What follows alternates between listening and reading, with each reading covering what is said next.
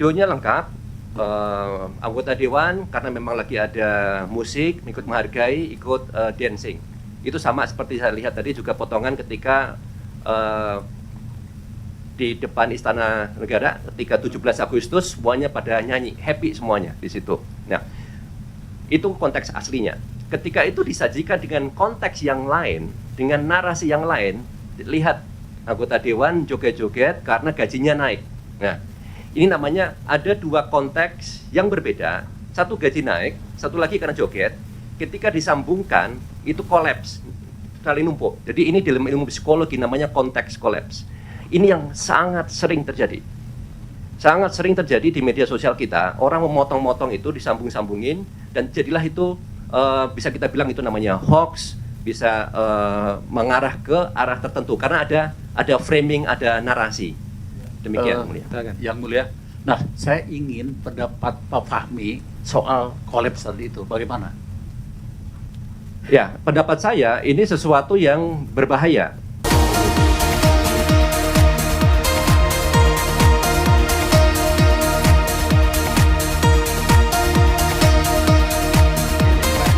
Setelah kita menyaksikan bukti tersebut, selanjutnya kami persilakan kepada saudara Yang Mulia dan anggota MKD untuk melakukan pendalaman. Ahli belum menjelaskan. Oke, kita oke. Nggak apa-apa, nanti kalau ahli menjelaskan. Siap. Izin Yang Mulia Pimpinan.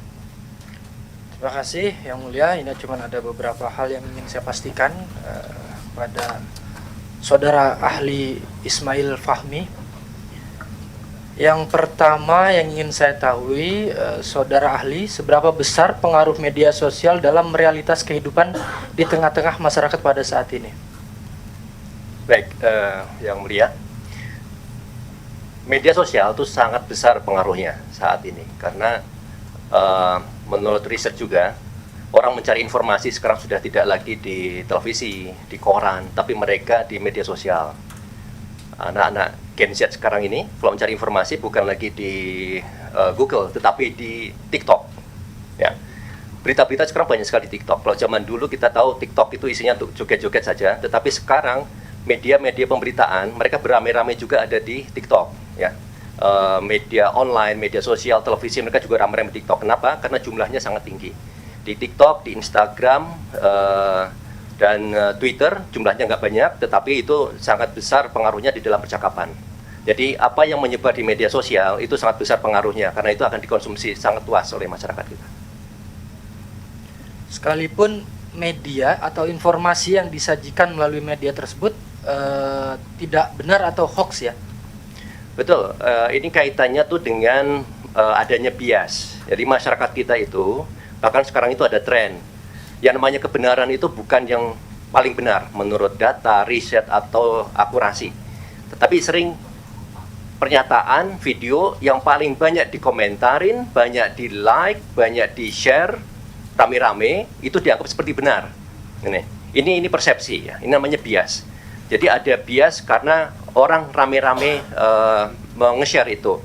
Dan ini hubungannya sebetulnya dengan literasi digital. Dan kalau kita tahu literasi digital masyarakat kita masih sangat lemah, sehingga ketika dikasih informasi entah itu benar atau salah, sulit buat mereka untuk melakukan verifikasi. Jadi niat untuk melakukan verifikasi itu sangat kecil. Mereka cenderung untuk kemudian mengkonsumsi dan menyebarkan gitu. Jadi lebih banyak mengikuti like and share ya, walaupun itu tidak benar beritanya, itu yang demikian. Betul, secara kecenderungan seperti itu. Makanya ada gerakan-gerakan Mavindo ya, kawan-kawan Mavindo, cek fakta, mereka mencoba untuk meluruskan. Tetapi lebih sering hasil pelurusannya itu kurang viral. Karena ketika kita ada pelurusan, itu cenderung menggunakan data dan fakta. Data dan fakta itu sering disajikan secara apa adanya, kering tidak menarik. Sementara informasi itu, entah itu benar dan salah ya, itu oleh konten-konten kreator, oleh media, mereka pingin itu luas sekali. Dan kalau mereka pingin luas, itu harus menyentuh sisi emosi. Ya, jadi ada di bukunya Daniel Kahneman, itu terkait judulnya tentang Think Fast and Slow, manusia itu ada sistem 1 dan sistem 2 di otaknya itu. Sistem 1 itu cenderung reaktif, cepat, emosi. Jadi ketika ada berita-berita yang menyentuh emosi, nggak perlu pakai mikir, itu cenderung akan mereka konsumsi, kemudian mereka share. Kemudian berita-berita yang sifatnya data, fakta, penelitian, yang harus mikir mereka untuk menemukan kebenaran, itu masuk ke sistem 2. Dan itu sulit sekali menyebar. Sehingga ini seperti tidak fair sebetulnya. Hoax, disinformasi itu menyebar dengan sangat cepat. Ibaratnya kalau kita mobil itu naik mobil Ferrari. Tapi klarifikasinya sering disampaikan dengan cara yang kering, karena itu isinya kebenaran. Harus mengikuti aturan tertentu bahwa oke, faktanya seperti ini dan lain-lain, ini seperti naik mobil, mohon maaf, Avanza gitu. Di balapannya kan kurang. Sehingga ini menjadi tantangan kita, bukan hanya anggota dewan, semuanya, di publik juga sama, di jurnalis juga sama. Mereka harus berhadapan dengan disinformasi yang luar biasa, menyebar dengan sangat cepat itu. Yang kedua, yang mulia, apakah saudara ahli bisa menerangkan fenomena penggunaan akun-akun palsu di media sosial dalam realitas kehidupan masyarakat kita terkait dengan latar belakang dan tujuan penggunaan tersebut, dan apa menurut saudara konsekuensi atas tindakan-tindakan hukum atau kode etik penggunaan media sosial tersebut? Akun palsu itu sudah sejak zaman dulu ya. Kalau kita bicara akun anonim, internet itu sebetulnya dibangun dan berkembang pesat itu karena ada anonymity. Jadi kita tidak bisa memaksa semua orang punya akunnya pribadi.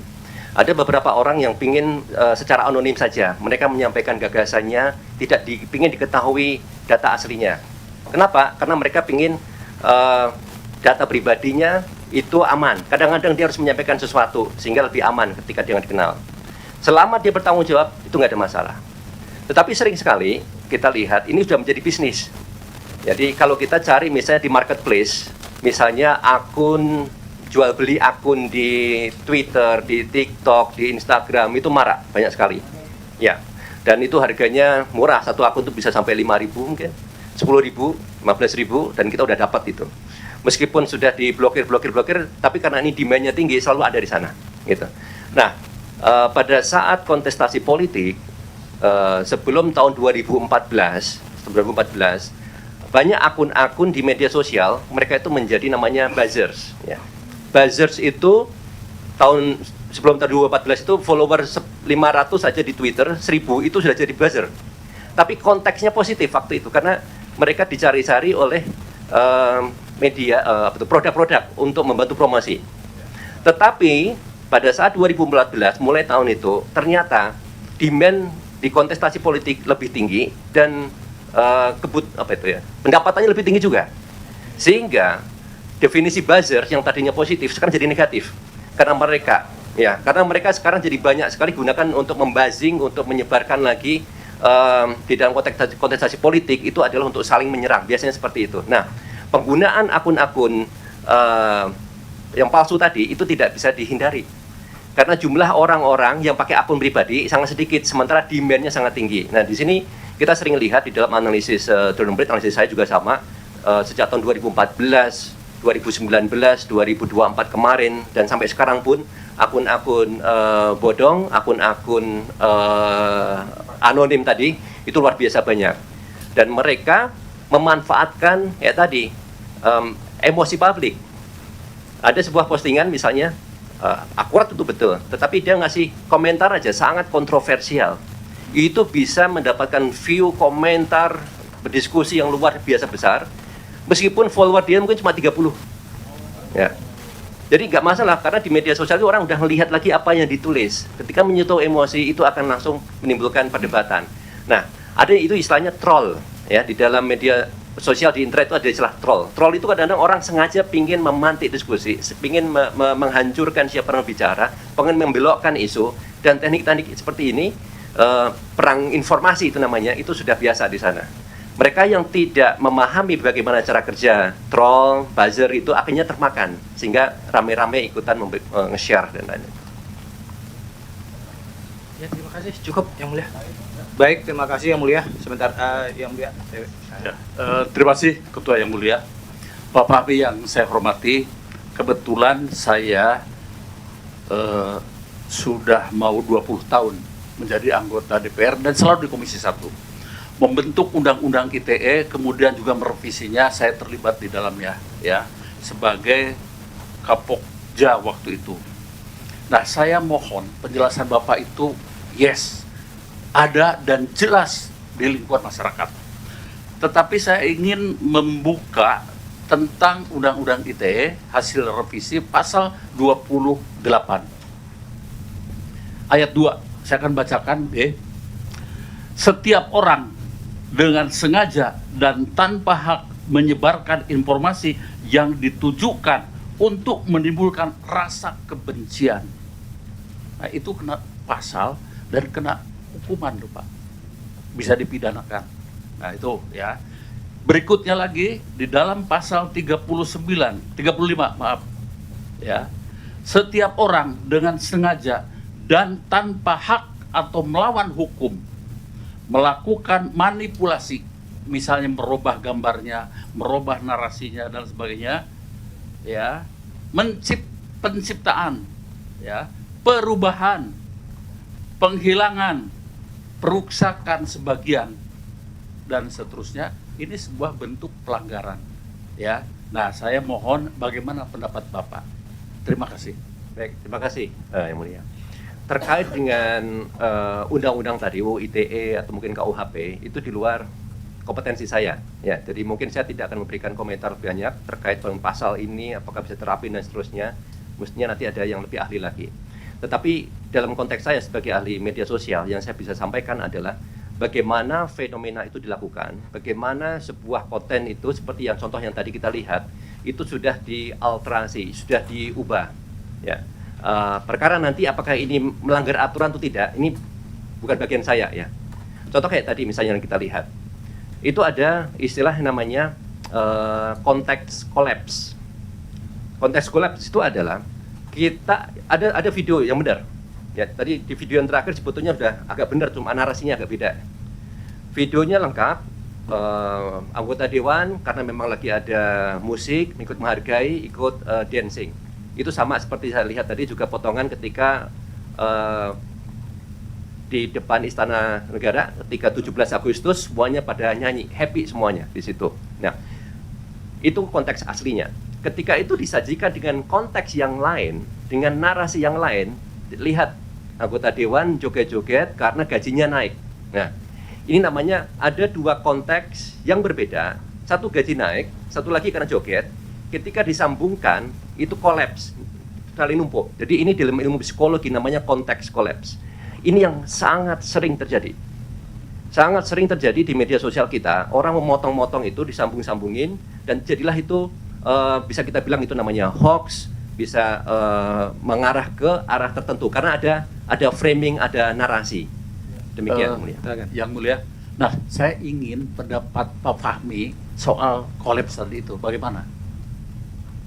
Ya, pendapat saya ini sesuatu yang berbahaya, ya, sesuatu yang berbahaya, satu yang sejak zaman COVID kemarin juga terjadi dan itu berbahaya sekali. Banyak orang kemudian nggak mau divaksin karena apa? Ditumpuk itu. Ada sebuah video, saya ambil contoh aja. Catatan kami Cukup sangat ya? berbahaya. Ya, cukup. Terima kasih.